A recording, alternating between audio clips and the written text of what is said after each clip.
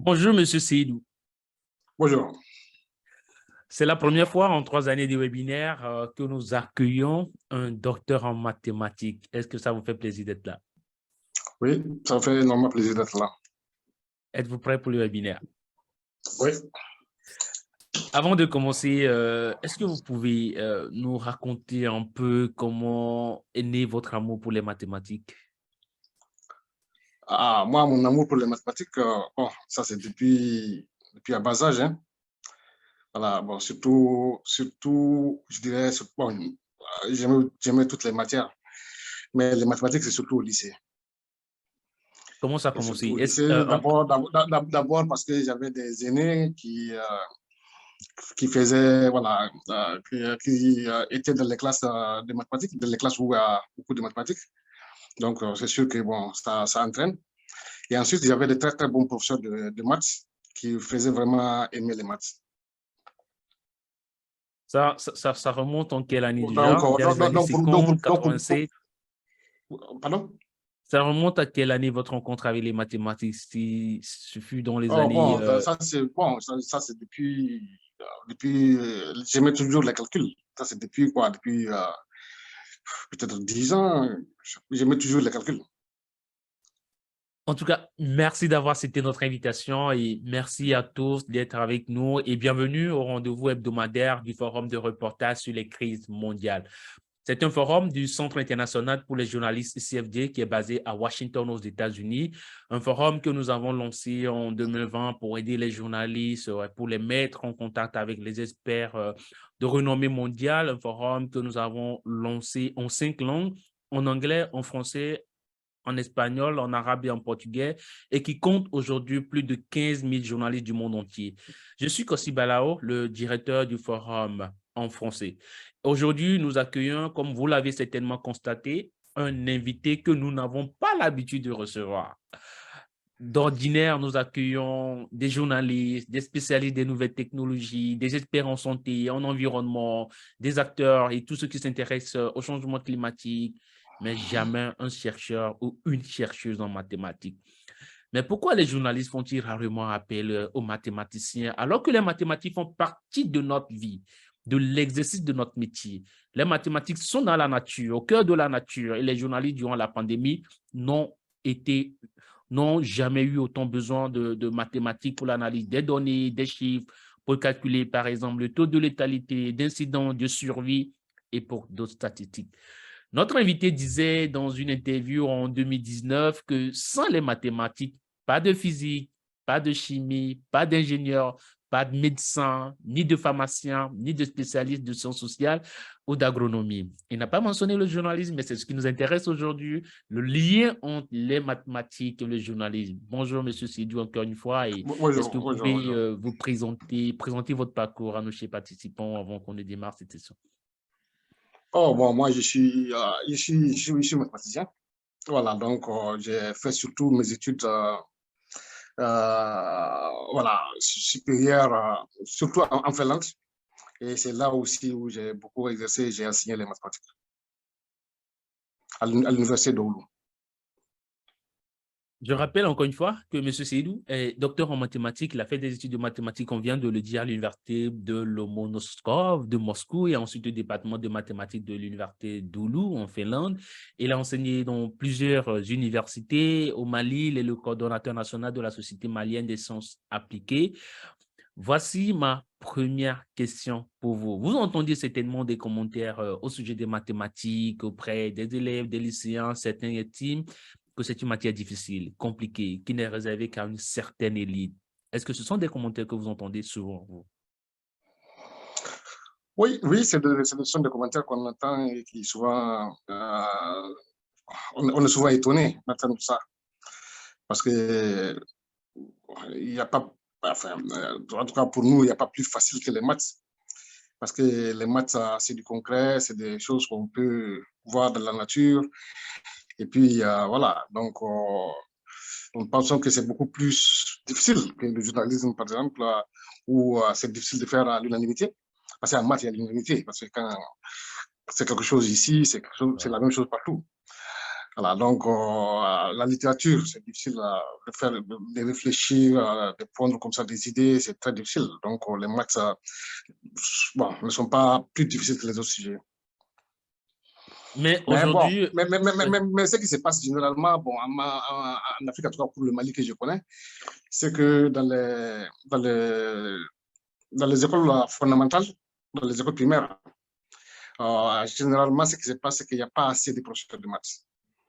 Et comme il n'y a pas assez d'enseignants en mathématiques, donc on prend en sorte, bon, je ne veux pas dire n'importe qui, mais bon, on prend vraiment des gens comme ça pour enseigner les maths. Et quand vous avez un enseignant comme ça qui vous décourage à faire les maths, bon, après, vous allez développer une certaine phobie pour les maths, vous allez penser que c'est vraiment difficile, vous allez penser que, bon, voilà. Donc, une grande partie est due à ça. Et pourquoi il n'y a pas assez d'enseignants en mathématiques? À quoi cela est dû? Oh non, non, non, parce que, voilà, il n'y a pas assez bon, c'est un peu un cercle vicieux, quoi, parce que, voilà, on forme peu d'enseignants en mathématiques, et ces enseignants en mathématiques-là ne sont pas nombreux, et puisqu'ils ne sont pas nombreux, donc, voilà, il va y avoir, après, bah, peu de candidats pour être dans les écoles, là, dans les instituts de formation des maîtres pour les enseignants. Je pense que j'avais calculé ça il y a quelques années. Il y avait très peu, il y avait des régions dans lesquelles, des régions entières, hein, où il y avait une seule personne qui était en classe de terminale dans les instituts de formation des maîtres en série mathématique. Et quand on regarde aussi au niveau des généralistes, c'est-à-dire que ceux qui enseignent ce que nous appelons ici au Mali au fondamental 1, c'est-à-dire de la première année à la sixième année. De la première année à la sixième année, quand on regarde les notes de ces gens-là, de ces élèves maîtres-là, en mathématiques, c'est vraiment pitoyable. C'est 0 sur 20, 1 sur 20, voilà. Donc, des gens comme ça, là, bon, ça va être très difficile pour des gens comme ça, là, à faire aimer les maths. Voilà, donc maintenant, ce qu'il faut faire, c'est qu'il faut trouver les moyens pour que les bons, pas seulement en mathématiques, mais peut-être dans toutes les matières, pour attirer vraiment les très, très bons élèves à aller dans l'enseignement. À aller dans l'enseignement. Et là, maintenant, les mathématiciens qui sont bons là vont aussi aller dans l'enseignement. Et là, il faut que le traitement soit vraiment très attrayant. Il faut qu'il soit bien traité. Et c'est là, donc tout ça, là, ça demande vraiment de la volonté politique. Hein. Voilà, donc il va falloir qu'à un moment donné, on prenne vraiment les choses, les taureaux, comme on dit, les taureaux par les cornes, et qu'on cherche toutes les matières, parce que ça, c'est important de le dire, parce que les mathématiques, vous savez, euh, la porte d'entrée dans les mathématiques et dans les sciences en général, c'est la langue. Si vous ne connaissez pas l'énoncé d'un sujet, c'est vrai, c'est très, très difficile de les traiter. Et si on vous explique les choses dans une langue, vous ne comprenez pas la langue, c'est très, très difficile. Donc, tout se tient. Tout se tient. Donc, si on veut développer les mathématiques, il faut développer aussi les autres matières. Et en ayant de très, très bons enseignants, surtout à l'enseignement primaire. Parce que vous savez, l'enseignement primaire, c'est la base, c'est le socle. Une fois que l'enfant rate ça, ça va être extrêmement difficile après de se rattraper. Bon, on va parler dans le cadre Ouais, des journalistes là, ouais. comment les choses se font maintenant, mais bon, et, tout ça là est du fait que souvent, les gens n'ont pas de très très bon niveau en maths, déjà au niveau de l'enseignement primaire. Mais est-ce que ce n'est pas aussi parfois parce que, ou vous n'avez pas ce sentiment que certains méconnaissent l'utilité des mathématiques? On entend et ça part dans tous les sens sur les réseaux sociaux. Vous entendez des gens vous dire aujourd'hui à quoi servent les théorèmes de Pythagore, à quoi servent dans la vie de tous les jours les théorèmes de Thalès, la trigonométrie, qu'est-ce que ça me sert au quotidien? Mais pour vous, Monsieur Sidou, à quoi servent vraiment les mathématiques dans la vie de tous les jours? Oh, bon, vous venez de le dire, les mathématiques sont utilisées dans tous les domaines. Il n'y a pas il y a pas de physique sans mathématiques, il n'y a pas d'ingénieur sans mathématiques. Tous les théorèmes de Pythagore là, dont vous parlez là, tout ça là, c'est calculé par les ingénieurs en construction. Tout le temps, ils utilisent ça, tout le temps, les architectes. Voilà, donc il n'y a pas de mathématiques il n'y a pas d'agronomie sans mathématiques, il n'y a pas de biologie sans mathématiques, il n'y a pas de médecine sans mathématiques, il n'y a pas, donc, les mathématiques sont utilisées au quotidien. Vous savez, aujourd'hui, les gens utilisent les téléphones portables, les gens utilisent le Wi-Fi et autres là. Bon, les gens ne savent pas que l'origine de ça, c'est les mathématiques, c'est les équations de Maxwell. c'est les équations de Maxwell. Voilà, c'est en dérivant ces équations-là que Maxwell s'est rendu compte que les ondes peuvent propager comme ça là, dans l'espace. Et ça, c'est les mathématiques. Les gens parlent des scanners. Le scanner, tout ça là, c'est le théorème de Radon. Les gens se font voilà, visiter à travers le scanner. Tout ça là, c'est partie des mathématiques. Donc, il y a tellement d'exemples de ce genre-là dans l'utilité des mathématiques. Et je pense que c'est important d'expliquer ça. C'est important d'expliquer ça aux populations afin qu'elles comprennent. Parce qu'effectivement, c'est que les gens disent tout le temps, là, les gens disent que bon, la trigonométrie, je sais pas, les fonctions, bon, et c'est tout ça là, c'est important de la vie. Bon, là, je pense que c'est important là, il va falloir expliquer ça. Il va falloir expliquer ça de loin en large. Revenons maintenant au lien que peut avoir cette discipline avec le journalisme. Et pour vous, M. Seydou, docteur, quelles compétences mathématiques sont importantes, à votre avis, pour les journalistes? Je n'ai pas compris. Ma question, c'est de savoir, à votre avis, quelles sont les compétences mathématiques qui pourraient être utiles aux journalistes? Bon, vous savez, généralement, c'est quand vous lisez beaucoup d'articles en économie, dans les sciences de l'éducation, en médecine, vous avez tout mentionné le cas de Covid, Ouais. et vous voyez des chiffres. Vous voyez des chiffres, donc c'est important pour les journalistes de faire comprendre ces chiffres-là, de faire comprendre ces chiffres-là à la population. Et les journalistes doivent comprendre aussi, doivent avoir des notions de mathématiques. Ça, c'est très important parce que si vous faites un reportage sur, je veux dire, les candidats qui ont passé au baccalauréat, et vous dites que cette année, par exemple, sur 1000 élèves, il y a 100 personnes qui ont passé, et voilà, et l'année qui suit, il y a 200 élèves qui ont passé sur 5000 candidats. Bon, vous comprenez, quand vous dites ça à quelqu'un, il va penser que voilà, il y a une année où il y a 100 élèves qui ont passé et l'année suivante, il y a 200 élèves qui ont passé. Donc, il va penser qu'il y a une progression. Bon, alors qu'il faut voir ça en valeur relative. En valeur relative, ça veut dire qu'il faut pouvoir calculer les pourcentages. Les pourcentages des gens qui ont passé voilà, l'année là, où il y a eu 100 sur 1000, et puis il faut calculer les pourcentages sur 200 sur 5000. C'est là qu'on peut voir s'il y a vraiment une progression ou bien s'il y a une régression. Donc, pour les journalistes, c'est important de calculer ça. Et pour les journalistes, chaque fois, on parle, on dit à la moyenne, en moyenne, c'est ça, en moyenne, c'est ça. Donc, il faut que les journalistes comprennent certaines notions de mathématiques, telles que la moyenne, telles que la médiane, et telles que l'écart type, pour qu'ils fassent la différence de tout ça là. Quand est-ce qu'on parle des moyennes, quand est-ce qu'on parle on dit l'âge médian, pourquoi on dit ça? Il faut que les journalistes comprennent aussi pourquoi on dit l'écart type voilà, est très faible. Et tout ça là, il faut que les journalistes aussi puissent interpréter les courbes. Voilà, les courbes, les histogrammes, tout ça là. Donc, voilà. Donc, je pense que je ne sais pas si ça se passe au Mali ou dans les autres pays africains, mais je sais qu'aux États-Unis, il y a beaucoup de formations dans lesquelles on donne des certificats des mathématiques pour les journalistes. Des certificats de mathématiques pour les journalistes pour les apprendre quand même des notions importantes par rapport à l'information dans lesquelles ils doivent utiliser les maths. Il y a beaucoup de cas où des journalistes là, viennent demander les maths comme ça. Là. Il y a eu ça cette année, il y a eu la progression qu'il y a eu là. Comment je peux savoir à combien de pourcents ça a progressé? Voilà, donc vous comprenez, pour les journalistes, c'est très important.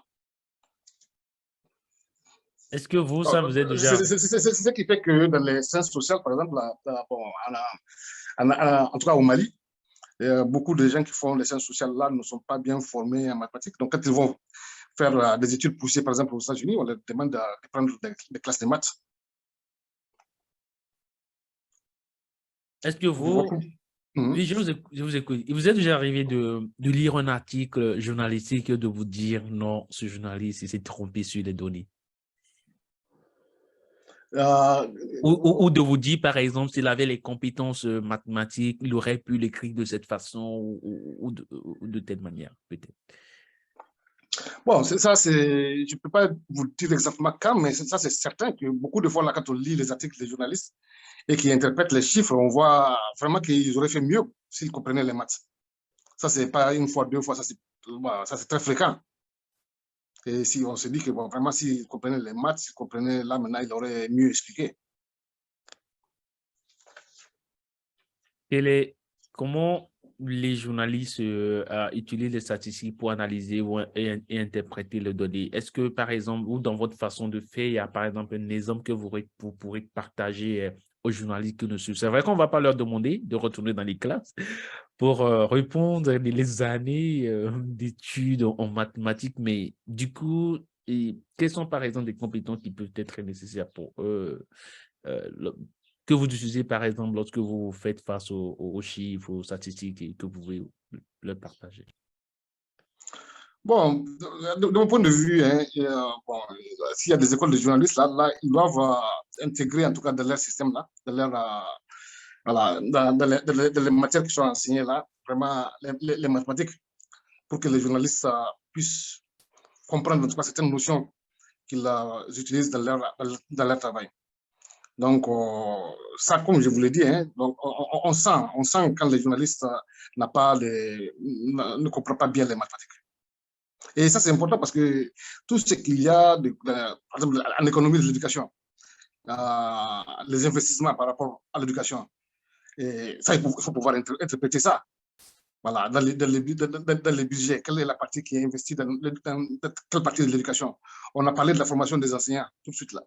Bon, le journaliste peut faire des investigations pour voir effectivement quels sont les moyens mis à la disposition de cet enseignement-là, voilà, de ce secteur-là, voilà, de la formation des enseignants.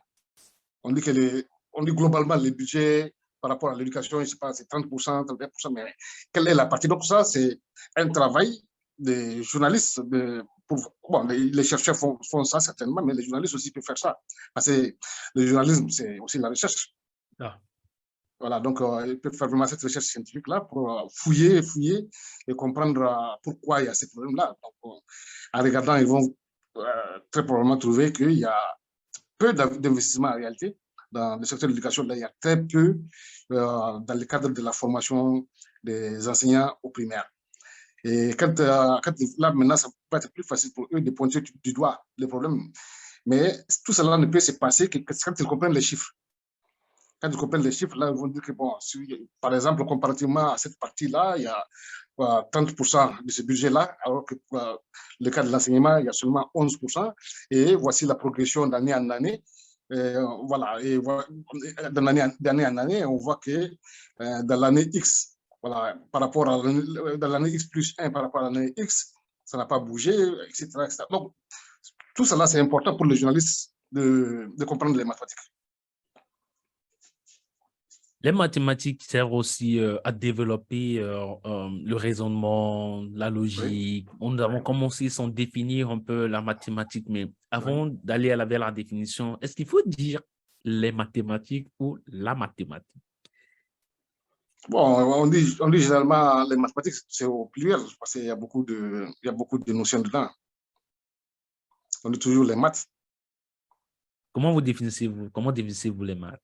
C'est Bon, les maths, pour moi, c'est un peu ce que vous venez de dire là. la C'est science des simplement nombres, des chiffres.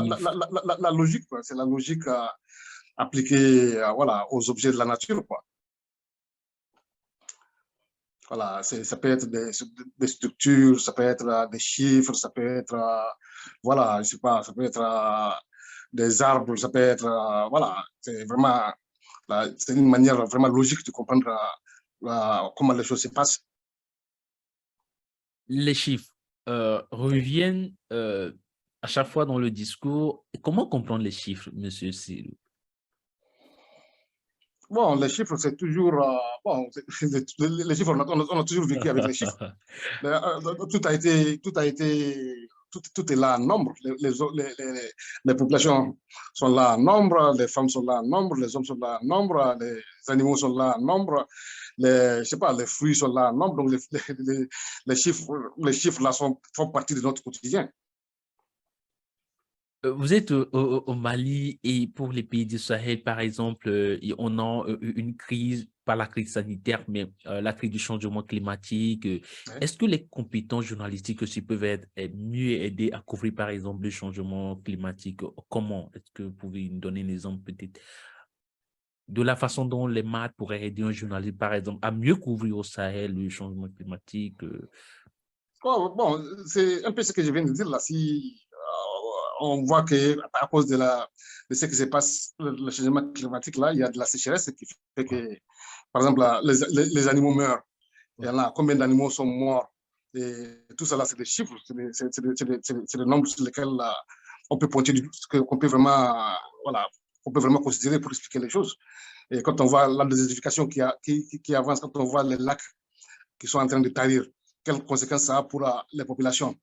Et tout cela, avec les calculs mathématiques, là, ça permet de comprendre mieux les choses mathématiques. Donc c'est très difficile de trouver un domaine dans ouais. lequel les mathématiques ne sont pas, enfin, ne jouent pas vraiment un rôle très important. Et donc, tout cela pour les journalistes, c'est important de comprendre encore les chiffres, les nombres, les pourcentages, les moyennes et autres là pour expliquer ces phénomènes-là du changement climatique. Nous allons nous intéresser un peu à la vie des mathématiciens. À quoi ressemble la journée d'un mathématicien? Moi, Bon, le bon, mathématicien, il vit dans les calculs, dans les chiffres, il voit tout en nombre. À quoi ressemble sa journée? non, non, ça veut dire que, bon, quand tu es chercheur en mathématiques, naturellement, tu essaies de, tu es enseignant-chercheur, normalement, tu enseignes. Donc, tu enseignes les maths. Voilà. Donc, quand tu enseignes les maths, tu prépares les cours. Donc, quand tu prépares les cours, là, c'est avec des chiffres, avec des nombres, voilà. Donc, ça, c'est inévitable. Ah, bon. Maintenant, si tu es chercheur aussi, tu écris des articles. Et tous tes articles-là que tu écris là, tu vas à la bibliothèque ou bien tu vas sur le net pour prendre d'autres articles et lire. Et tout ce que tu vas lire là, c'est vraiment les maths, comment ça, là, ça a été démontré, ça a été démontré par qui, il a utilisé quelle méthode pour faire ça. Donc, bon, quand on fait les maths, on fait les maths, quoi. Et puis, bon, quand on est à l'université, je me rappelle quand j'étais étudiant, les gens me demandent, mais vous, là, quelles sont les matières qu'on vous enseigne au département de mathématiques? Bon, maintenant, les gens ne savent pas qu'il bon, y a plusieurs domaines dans les mathématiques. Il y a l'algèbre, il y a la géométrie, il y a l'analyse, il y a les équations différentielles, il y a les équations intégrales, voilà, il y a la probabilité, il y a les statistiques. Voilà, tout ça, c'est les maths. Donc, tout ça, ça fait partie maintenant des matières qu'on enseigne dans un département de mathématiques. Et vous, particulièrement, à quoi ressemble aussi la journée de Monsieur Sidou? J'ai pu remarquer sur votre page LinkedIn que vous êtes aussi auteur et co-auteur de ce articles scientifiques.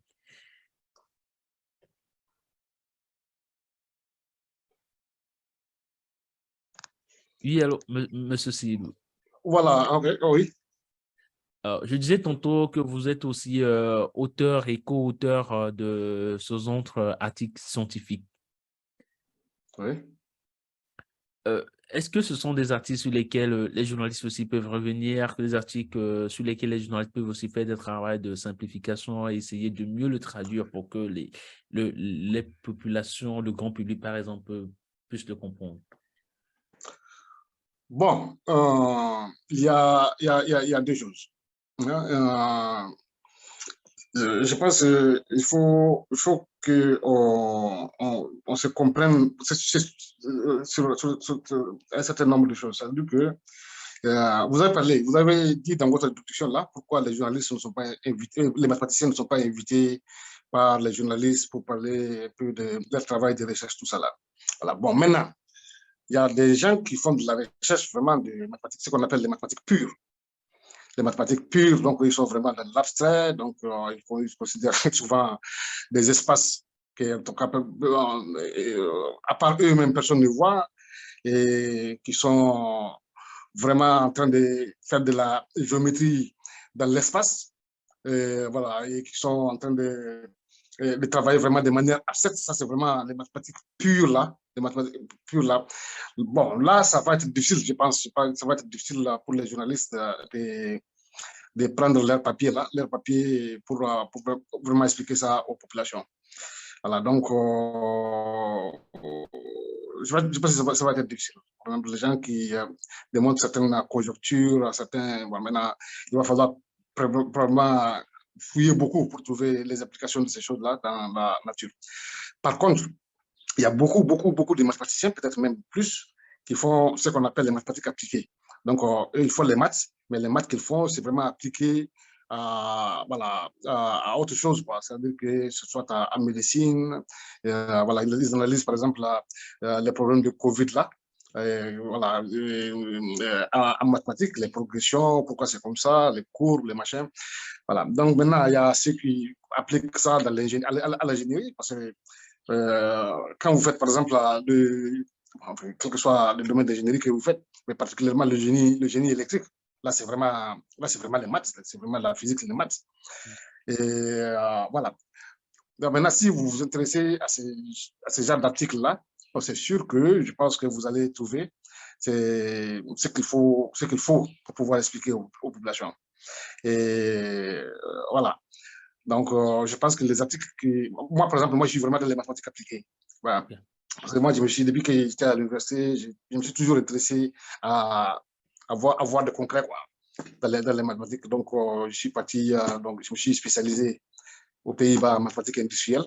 Et depuis ma thèse, tout ça là, c'est vraiment dans les mathématiques appliquées, surtout à la médecine et à l'ingénierie. Voilà, donc, voilà, donc, il y a beaucoup de mathématiciens qui écrivent des articles comme ça, dans lesquels je pense que les journalistes peuvent se servir pour expliquer certains phénomènes aux populations. Lorsqu'on se rend sur Google et qu'on entre le nom Fad Seydou, tout de suite dans la barre de recherche, on a un réservoir d'articles, plein d'articles qui sortent et qui montrent votre intervention dans les médias, ce qui n'est pas le cas de tous les mathématiciens. Dont on a l'impression qu'ils s'enferment, qu'ils ne veulent pas parler aux médias. Mais dites-nous, pourquoi certains mathématiciens n'aiment pas faire face aux caméras, se prononcer face aux médias, répondre aux appels, aux sollicitations des journalistes? Ah, bon, je ne dirais pas ça. Je poserais la question autrement. Je dirais plutôt pourquoi les journalistes ne vont pas vers les mathématiciens comme vous faites maintenant. Là. Je pense que ça ça court pas la rue. Hein. Je pense que c'est pas fréquent que les journalistes aillent vraiment vers les mathématiciens pour leur demander ce qu'ils pensent de ce phénomène-là, cette évolution-là, voilà, comment comprendre ça, etc. Et comment faire pour intéresser vraiment les enfants aux mathématiques depuis le bas âge, parce que beaucoup de mes interventions là, c'est dans ce sens-là. Voilà, donc je pense que c'est important. C'est important pour les mathématiciens de se rendre disponibles, parce que sans mathématiques, comme je viens de dire, il n'y a pas de science. Voilà, donc si on veut avoir des bons ingénieurs, si on veut avoir des bons médecins ou des bons biologistes, il faut qu'il y ait vraiment une bonne formation en mathématiques. Donc c'est important que les jeunes voilà, et les adolescents s'intéressent vraiment à cette matière-là. Et pour arriver à faire passer le message, là, c'est les journalistes qui peuvent aider. Je rappelle aux participants que nous sommes déjà dans la deuxième phase de cet entretien, cette conversation avec le docteur Seydou. Donc, si vous avez des questions en panélistes, vous pouvez les soumettre pour ceux qui suivent la transmission en direct dans le groupe privé du forum sur Facebook. Vous pouvez soumettre vos questions dans les commentaires sous la vidéo et pour ceux et celles d'entre vous qui nous suivent directement via Zoom, vous pouvez simplement entrer votre question dans la boîte de chat qui est en bas de votre écran. Monsieur docteur Seydou, quel est le danger pour un journaliste qui écrit, par exemple, sur les chiffres, qui fait intervenir les chiffres dans son article, qui calcule, par exemple, dans le cadre le taux de létalité pendant la pandémie du COVID-19, mais qui n'a pas de compétences mathématiques ou qui ne sait pas interpréter les données? Quel peut être le danger ou la conséquence de cela? Bon,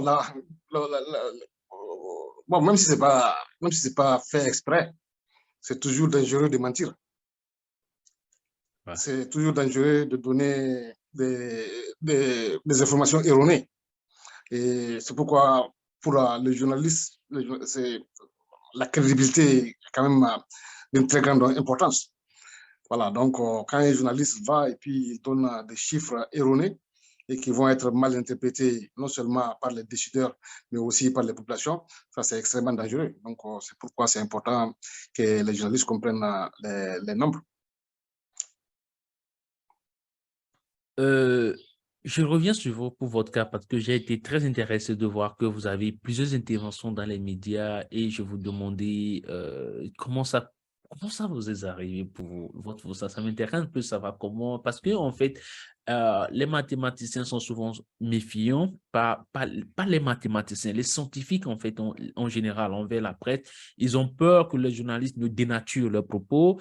Ils ont peur parfois de ne pas se faire aussi comprendre parce que souvent, ils font des années, de longues années de recherche et que le journaliste, lui, veut traduire ces années de recherche-là en un petit article, le simplifier dans un discours qui soit accessible au grand public. Et parfois, les scientifiques ne comprennent pas, les journalistes aussi ne comprennent pas les scientifiques, mais ce n'est pas le cas pour vous, par exemple, qui avez plusieurs interventions dans les médias. Je veux savoir euh, que nous dites-vous par rapport à ça? Bon, ce qu'il y a, c'est que ici au Mali, c'est que bon, il y a environ une vingtaine d'années, avec des chercheurs maliens à l'extérieur, au Canada, aux États-Unis, en France, en Suisse, nous avons décidé d'organiser de manière régulière des conférences scientifiques sur la recherche scientifique pour essayer de collaborer avec nos compatriotes qui sont au Mali, mais aussi avec d'autres chercheurs en Afrique et ailleurs. Voilà, donc dans ce travail-là, on a été beaucoup de fois confronté à des problèmes dans le domaine de la recherche scientifique et on a essayé de comprendre, on a essayé d'étudier un peu tous ces problèmes-là, pourquoi il y a de moins en moins de personnes qui s'intéressent aux sciences. Bon, maintenant, quand on veut comprendre ça, il faut aller un peu, il faut une étude un peu poussée, il faut aller à la base, il faut aller comprendre maintenant dans les lycées, et dans les lycées, là, comprendre qui vient au lycée, comment les gens là sont formés au niveau de l'enseignement, au niveau du collège et au niveau du primaire. Voilà, donc, dans ce travail-là, qu'on a essayé de faire, voilà, donc nous sommes un peu nombreux. Et voilà, on a été souvent appelés, justement, dans le cadre de nos conférences là, à parler et puis voilà. Et puis je pense qu'après ça, nous sommes beaucoup intéressés dans le cadre toujours du symposium malien sur les sciences appliquées, qui est transformé en société malienne de sciences appliquées, MSAS. Voilà, nous avons fait plusieurs activités. Et une des activités, justement, c'est comment vulgariser les sciences au niveau du primaire. Donc, on a fait des caravanes scientifiques pour aller un peu dans les villages, expliquer un peu aux enfants voilà, comment voilà, utiliser les mathématiques dans la vie pratique. Nous avons pensé que c'est important. Donc, tout ça là, ça nous a exposé naturellement aux personnes qui sont intéressées à ces problèmes-là, parce que c'est un problème très sérieux et quand il n'y a pas beaucoup d'enfants qui s'intéressent aux mathématiques. Donc, c'est ce qui nous a amené dans beaucoup de cas là, voilà, parce que quand on travaille sur le terrain, on est un peu exposé, et donc les gens s'intéressent. Donc il faut aller aussi expliquer. Bon, nous avons aussi compris qu'il faut expliquer, ça veut dire qu'il ne s'agit pas seulement de Ah. travailler autre là, mais il faut aussi parler aux gens. Selon vous, Parler aux gens, aux populations et aussi aux décideurs. une question qui nous parvient, comment les journalistes pourraient-ils collaborer avec les mathématiciens?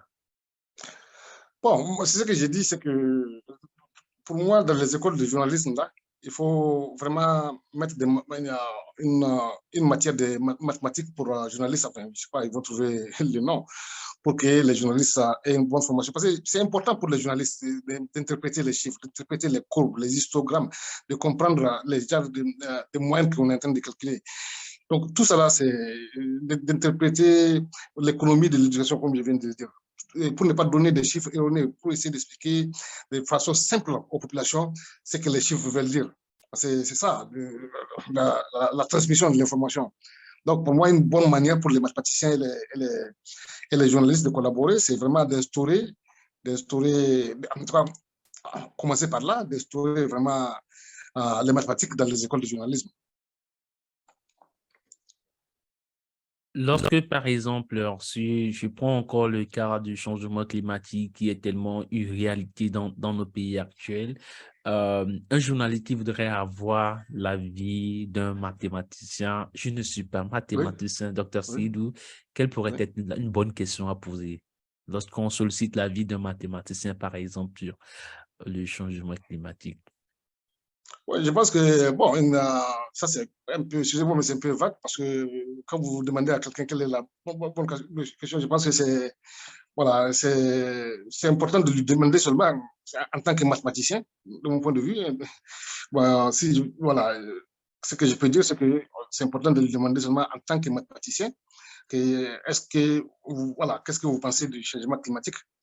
Et là, maintenant, en tant que mathématicien, il va te dire un peu comment les choses ont évolué. Bon, là encore, faudrait-il qu'il soit un mathématicien qui ait travaillé dans le changement climatique, donc qui comprend un peu ce qu'est le changement climatique d'abord, et puis voilà, les problèmes que ça peut poser. Donc, c'est important de poser ces questions-là aux personnes qui ont travaillé sur le sujet.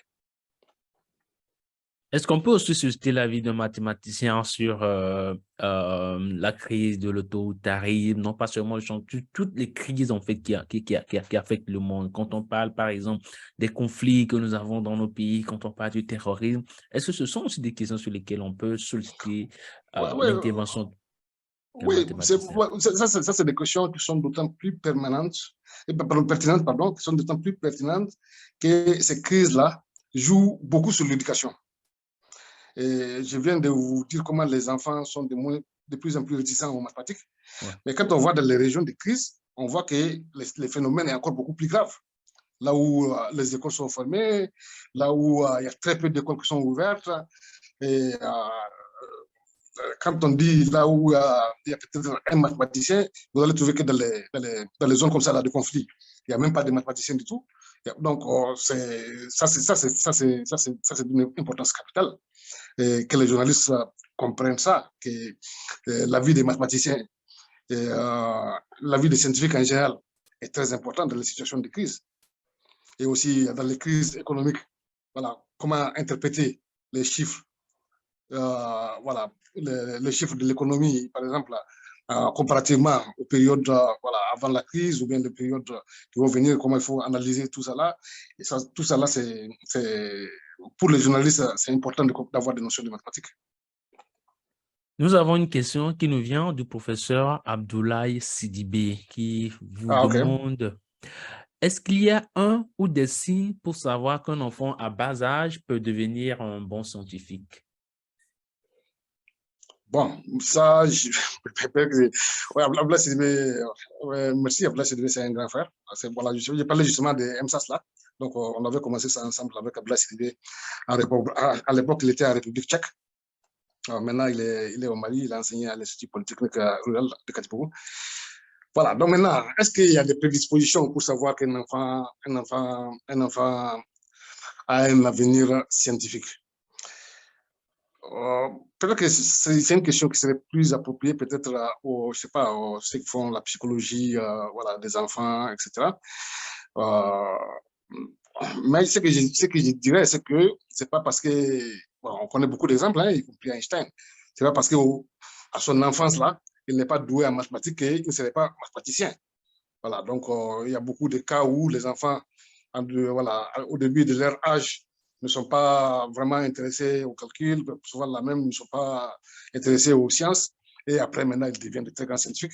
Donc, je pense que pour un enfant, ce qu'il faut lui dire, c'est que les mathématiques, toute personne qui sait parler, manger, marcher, doit pouvoir aussi faire les mathématiques, de ne pas avoir peur.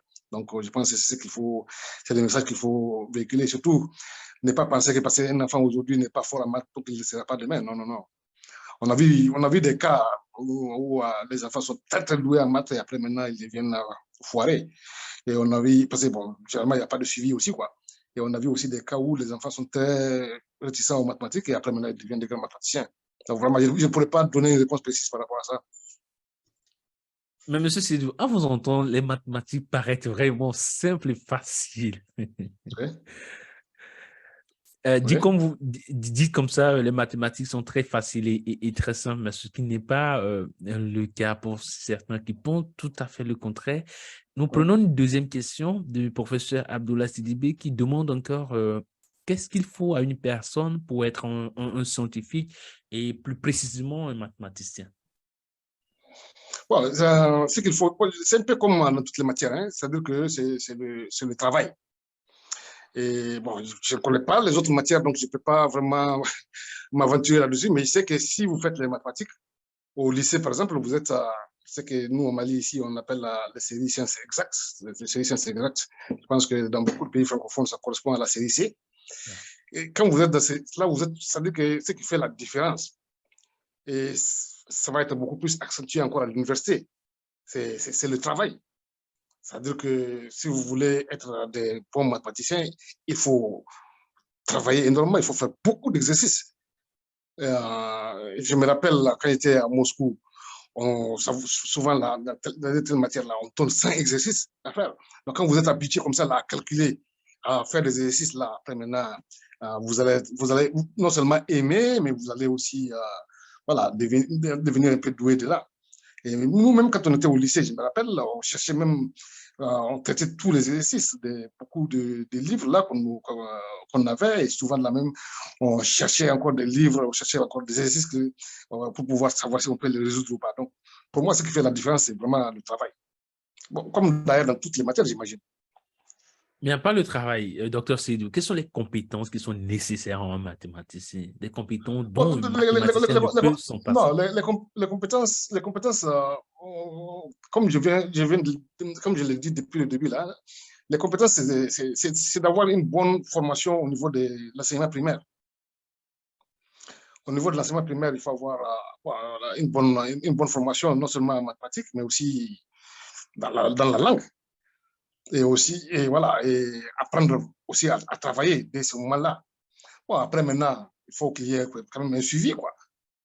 Il faut qu'il y ait un suivi. Ça veut dire qu'un enfant peut être vraiment doué au niveau de l'école primaire et même au collège. Et après, maintenant, si au lycée, il a de très mauvais professeurs de mathématiques, bon, c'est sûr que ça va jouer sur lui, quelle que soit la volonté qu'il a. Donc, tout ça là, c'est des paramètres qu'il faut intégrer dans l'équation.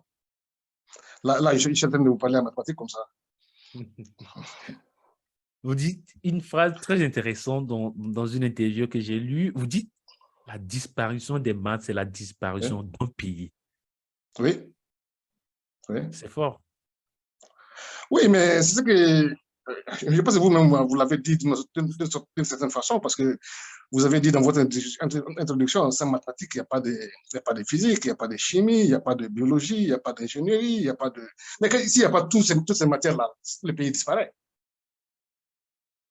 Le pays disparaît. Donc, la disparition des mathématiques, c'est effectivement la disparition du pays. Et ça, c'est pas seulement au Mali, j'ai vu dans beaucoup de pays africains francophones, en tout cas, que vraiment, les mathématiques sont en voie de disparition. Donc, ça veut dire que nos pays là sont en voie de disparition devant nous. Et si on ne fait pas attention, voilà, nous allons vraiment contribuer à ça, parce que sans adresser le sujet. Et je pense qu'à chacun de défendre cela à sa manière. Voilà, donc, je pense que vous, les journalistes, vous devez nous aider à faire comprendre ça aux décideurs, aux populations, que c'est un phénomène très grave. Parce que quand on prend par exemple, les séries C au Mali, où dans les années 90, il y a peut-être 35% des élèves de lycée qui sont dans les séries C, et que maintenant, il n'y a que peut-être 2 ou 3%, c'est un problème. C'est un problème, ça veut dire qu'il y aura, enfin, en tout cas, si ce phénomène se poursuit, ça veut dire qu'il n'y aura plus de séries C. Et s'il n'y a pas de séries C, il n'y a pas de mathématiques. Et s'il n'y a pas de mathématiques, au niveau de, voilà, au niveau de l'enseignement supérieur, ça veut dire qu'on voilà, n'aura pas d'enseignants de mathématiques au niveau de l'enseignement fondamental. Donc, ça veut dire que les mathématiques disparaissent. Et si les mathématiques disparaissent, le pays disparaît, comme je viens d'expliquer. Nous sommes presque à la fin de cet entretien, de cette discussion avec vous, docteur Seydou. Peut-être une ou deux dernières questions avant qu'on ne close cette session. Comment briser la glace entre le journaliste et le scientifique? Quelle est la meilleure méthode d'approche pour un journaliste qui voudrait, par exemple, interviewer un mathématicien? Bon, moi, je pense que j'imagine que vous avez des associations de journalistes. Bien sûr. Voilà, donc je pense que ces associations de journalistes-là doivent vraiment intégrer, en tout cas, dans leur plan d'action, dans leur plan d'action annuel, des formations. Et je pense que parmi ces formations-là, il doit y avoir une formation justement de mathématiques pour les journalistes. Et que voilà, on puisse expliquer l'importance de ça et que les journalistes puissent vraiment participer en grand nombre.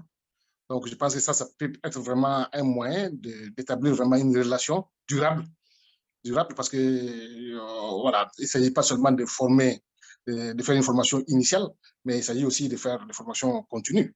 Parce que, voilà, et une fois qu'on fait la formation, d'autres questions vont encore s'élever, etc. Les journalistes viendront demander. Je pense que c'est une manière vraiment d'établir vraiment une relation durable entre les mathématiciens et les journalistes. Et ça permet aussi de comprendre les problèmes des journalistes par rapport au nombre.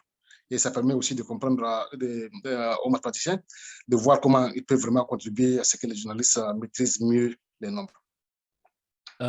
Monsieur Sidou, imaginons que voilà, je viens à vous en tant que, non pas directeur du forum de reportage sur les crises mondiales, mais en tant que président d'un réseau de journalistes scientifiques, et que là, du coup, vous prenant au mot, je vous invite pour former les confrères. Quel pourrait être le thème de notre formation? Oh non, le thème, je parle comme ça à chaud. Par exemple, la mathématiques pour les journalistes, Euh, tout euh, simplement. ou une conversation avec un mathématicien. Voilà, c'est ça. Bon, je pense que ça, vous êtes très fort dedans. Vous avez trouvé l'expression qui attire le plus. Parce qu'il ne s'agit pas seulement de trouver une expression qui sied, mais qui est aussi attractive. Merci En tout beaucoup. cas, c'est important de faire ça.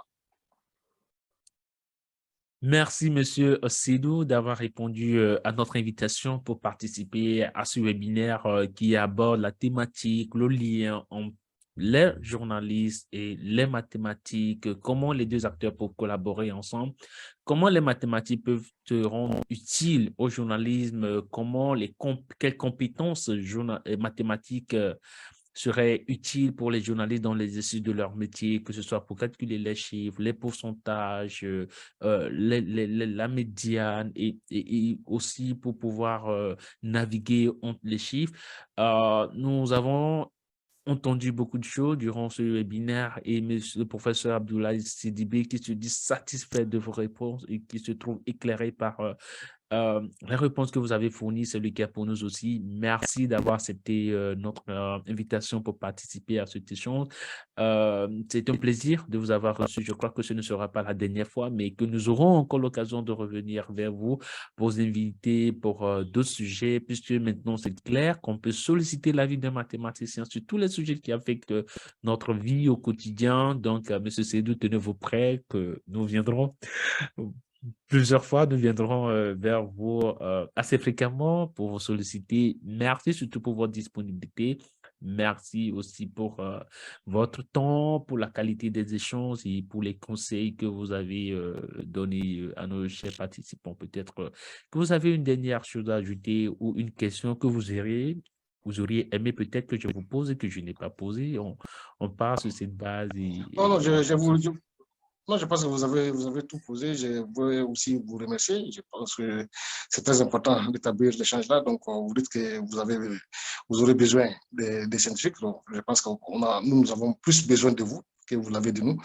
Donc, nous aussi, on va vous solliciter à chaque fois qu'on veut vraiment faire passer les messages aux populations par rapport à nos activités, aussi par rapport à ce que nous trouvons dans nos recherches scientifiques, afin que les populations puissent mieux les comprendre et que les dirigeants prennent les bonnes décisions. Donc, nous aussi, on va vous contacter. Donc, c'est moi qui vous remercie. Et vraiment, merci aussi à tous ceux qui ont participé.